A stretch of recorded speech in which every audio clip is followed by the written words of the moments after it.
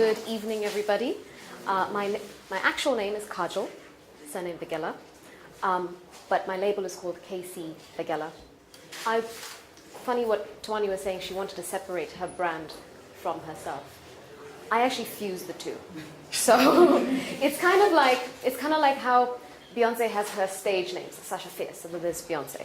So KC is kind of like my stage name. So everything that you see, this blazer I'm wearing is one of mine. You'll see it in one of the models a little bit later. I hope you can hear me because I've got a cold, so please let me know if I'm wrong. And so I started KC as my alter ego.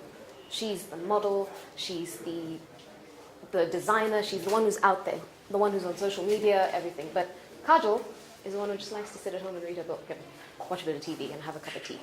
So it's two different people, but I said, okay, we need to fuse these. We need to have both of them being confident, both of them being soft, both of them being strong, but both of them being slick as well. So what happened was in 2009, I was still studying in the UK. I studied fashion merchandising, and I just didn't get it. I was like, this is just, it's not what they say. It's not like, oh, let's put things out in your window displays and stuff. It's not like that. It's just sitting with numbers on a computer. I was like, this is not what I like. This is not fashion. This is not meeting people. This is not creating something. And I always wanted to create something. My family is City Clothing Factory. I don't know if you know that or remember that. So I've grown up. Literally, I remember my best friend and myself playing in bales of fabric saying, this is the kitchen, and this is the bedroom, and this is this. And it was dusty, it was dirty, but it was fun. And that was always somewhere at the back of my mind when I was studying in the UK. And I said, at some point, I do want to go back. I want to go back and take skills back. I want to go back and try and build what my father had built from 1962, something like that. And I was like, what do I do? So I went and did some courses in design. I also did a course in New York, product development. And that was more on having a visual. And I'm very good with visuals. So I said, okay, what am I going to do? So every time I'd come back to Zambia on a holiday, I just walk through the factory and I'll see a little piece of fabric here. Or I'll go to the market on Sunday.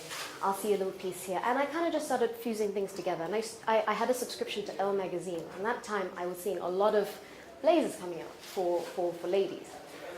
And I think growing up, it kind of looking up to my dad, I would love seeing tailored clothing. We've always done menswear anyway, so it came second nature to me. And I remember, I'm going through all the things that inspired me in the beginning, and I remember even when I was here studying, I read The Great Gatsby, and it took me away. I was like, I want to dress like him, I'm a lady. But I love the idea of tailoring, menswear. A blazer, a jacket, a suit brings a sense of accomplishment or a sense of strength. And it just kind of all fell into place. Tailoring came about, it was a trend at the time. Tailoring came about, blazers were a big thing for ladies as well. There was a lot of changes when I noticed in Zambia that women were going into work as well. It wasn't like back in the day where it's like, okay, the women are at home, cook, clean. The father goes out and makes money. The roles were changing. So I started noticing a cultural development going on in Zambia. And every summer I'd come back, I'd make this, I'd make that, I'd sit with the tailors and I'd say, how do you fashion a collar? How do you do this? How do you do this? I tried a whole bunch of things, but my eye always got drawn back to the blazers. You can wear it with a pencil skirt, you can wear it with skinny jeans, you can wear it with shorts, tailored shorts particularly. And I said, okay, I think I'm going to go with this. So that whole idea started in about 2009. And I went back to the UK with these pieces. I did a couple of fashion shows there. But then I realized, so it's very expensive to do it here. And it's very time consuming. There it's not so easy. Here you can call upon someone will help you. You can go to Kamala, get a piece of fabric, drive over, speak to a tailor. It was just a lot easier. And also I noticed people were more likely to buy such things over here than in, let's just say, the UK. There you can go to H&M, get something for £30. You know, go figure. So I said, okay, I'm going to now move back to Zambia. And that was one of my biggest things. I wasn't sure whether to travel back or not. I would have just continued working for a fashion house there and just got on with my life. But I said, no, this is something that's in my heart. I want to go back and help my dad as well. And I want to just be with my family. And I said, you know what, this is where there'll be a new generation of designers who are going to change culture in Zambia. We're to nip it in the bud, because maybe 10 years from now, we might have a whole influx of Chinese clothing coming in, or a whole influx of stuff from South Africa. But where are our local designers? Where are our local people to say, hey, this is what we can do? So I came back and I had that same collection. It was a very safari style collection, because I remember when I was in the UK, I'd love just that whole kind of safari feel, that khakis and greys. This is actually part of that collection, the safari collection. So I started up with a website. I did, as a model, I ended up modeling my own clothes, spoke with a photographer, did my photos, set up the website, and then I just thought, okay, good, this is great, this is going to work. Got to Zambia and completely different ballgame. Coming on holidays was very different to actually living here. Suddenly you're like, I need to find my day job. I need to find something that's going to fund me. I need to find a steady source of fabric. I need to find a steady tailor. I would take bits and pieces to my dad's factory, City Clothing, but the reason they made it is because it's bits and pieces. They didn't actually have a steady set. And there I am like, oh, I want to have 10 of this and 10 of this and 10 of this. It just didn't work.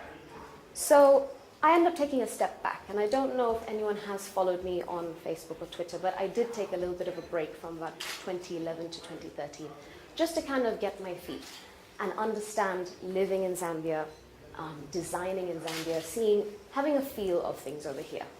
And that break actually did a huge thing for me. I moved away from the safari because I wasn't living abroad wanting that African feel. I said, when we're in Africa, we have, as Tawani was saying, rich fabrics, lots of colors. The people who live here, we're from everywhere, all over Africa, all over, from everywhere. Everyone just comes back. And I then started working towards a brighter collection. I said, no one's going to really wear dull colors. Everyone's wear bright colors. It's sunny weather. Let's try something different. So I started working a bit more steadily. I said, okay, fine.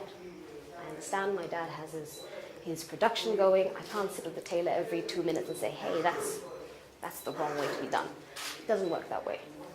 And I said, okay, every month, maybe I'll take one piece out, one piece out, one piece out. And I said, I'm not just going to stick to women's wear, I'm going to stick to menswear as well. Because I noticed for the guys, it's quite difficult to actually find a nicely fitted, tailored suit for yourself. Something that's personalized. Sometimes, I don't know, maybe you're really funky, but at work you can't wear a bright jacket or bright suit. So why don't you have like a flare of like purple on the inside? When you take your jacket off, people wouldn't see it. That's your personality.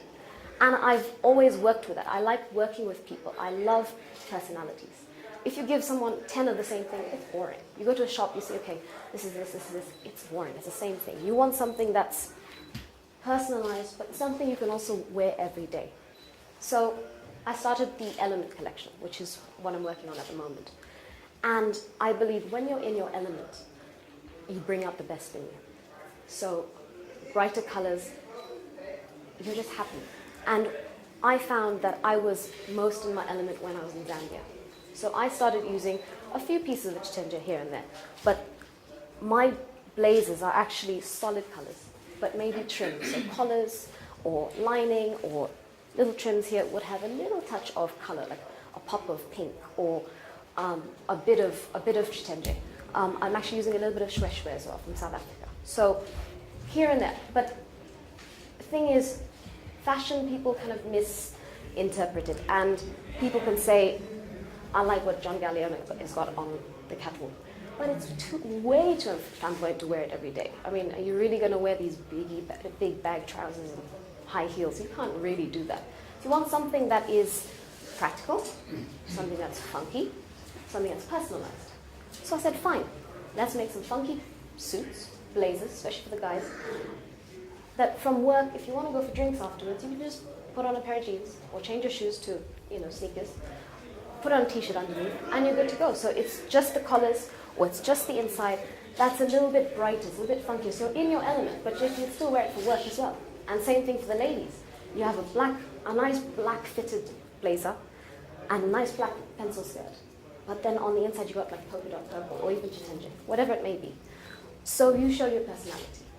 And so, yeah, that's the line itself. The KC brand, I try to have it as a certain logo, so it's actually my signature, KC Vaghela. So I want the brand to be, sorry, not the brand, the logo to be something like Nike. You see that tick, you know that's Nike, and it's going to provide you quality. I want the KC logo to be, that's KC. It provides funkiness, it provides practicality, it provides something from Zambia, something that's international as well, but also something that is slick and tailored to you. So that's that. I have produced a bunch of other things as well. I've got a few tote bags, I've got some caps. Again, these are accessories to the line because you might not necessarily want to buy a full-blown suit. It might not work, depending on, you might just want a blazer, you might just want a t-shirt, you might want just a waistcoat. So it's workwear with a twist to it. But then also you can wear it on weekends. Smart casual, basically. As Tawani was saying as well, and thank goodness for Bongohive, social media has been key in everything. I remember starting as a website. I don't actually have a shop at the moment, I'm still working towards that, but I'm working towards a transactional website. Our website is international. People in Antarctica will see your stuff. They may not necessarily buy it, but maybe they might have a friend who lives in Zambia, who they went to school with, who could buy from them. The internet is key, and now we've gone from Facebook to Instagram to Twitter, and now because of our camera phones, we can take our own photos. So everyone's trying to be a little bit more independent in how they're building this. But as Tawani was saying, we all need to collaborate. We need to work with each other to say, okay, you know, you're really good at that, you're really good at that, you're really good at that, for us to build the Zambian fashion industry. It's not as big as Paris or London, but maybe one day we could be. We'll have our own little flair, which is not what you see everywhere in the world, but hopefully we may be able to export at some point to these places rather than importing in. So, yeah, that's my take on fashion at the moment and my brand. And Sulemesi will talk about where you can find me online and stuff. So until I have my shop, I'm all online, Instagram, Facebook, Twitter, whatever social media.